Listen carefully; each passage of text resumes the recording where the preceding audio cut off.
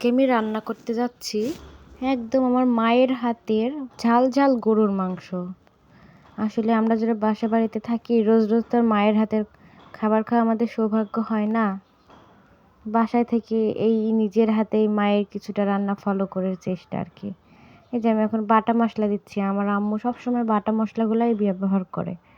মাংসের যে মশলায় যে আদা বাটা, জিরা বাটা, রসুন বাটা, এইগুলাই আমি সবগুলো বেটে নিয়েছি। এই যে আমি দিয়ে দিচ্ছি তেজপাতা, পেঁয়াজ কুচি, লবণ, এলাচ, ধনের গুঁড়া, এক কথায় আমরা ঘরোয়াভাবে বাসায় যেগুলো খাই সেগুলো সবই আমি এর ভিতরে দিয়ে নিচ্ছি। যে হলুদের গুঁড়া, আমার মা সবসময় মশলাগুলো বেটে রান্না করে, তো আমার মায়ের হাতের রান্নাটা এত স্বাদ হয়, আমি পারি না মায়ের মতো করে রান্না করতে, কিন্তু কিছুটা চেষ্টা করি। হয়তো বা মায়েদের হাতের রান্না সবসময় এরকম স্পেশালি হয়।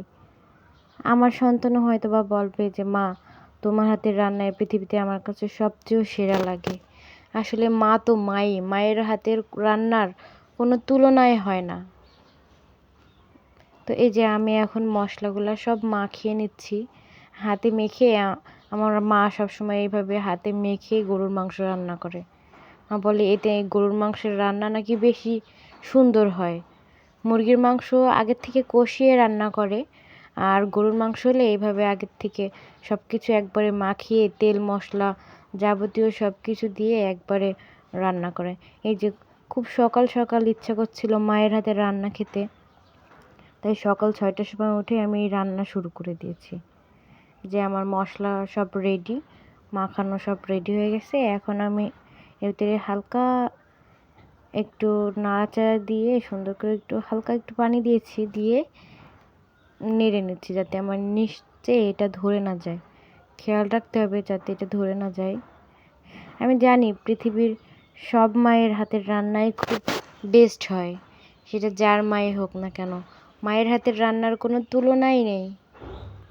কিন্তু আমরা চেষ্টা করি কিছুটা। এখন আমি ঢেকে দিলাম, আর আমার চুলার হিটটা আমি একদম মিডিয়াম লো আঁচে রেখেছি যাতে পুড়ে না যায়।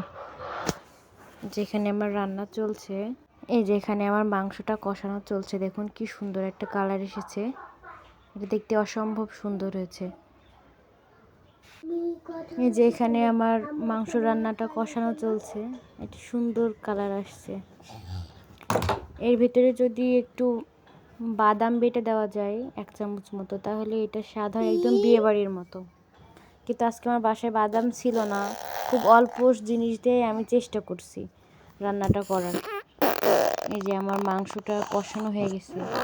মা যখন বাসায় মাংস কষায় সবার আগে আমি প্লেটটা নিয়ে হাজির হই, মা আমাকে একটু কষানো মাংস দাও।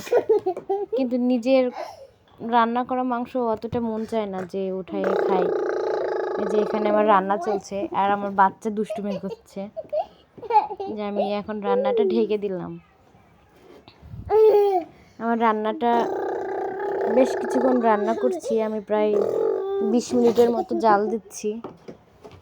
আমার আলুটা খুব সুন্দর সিদ্ধ হয়ে গেছে।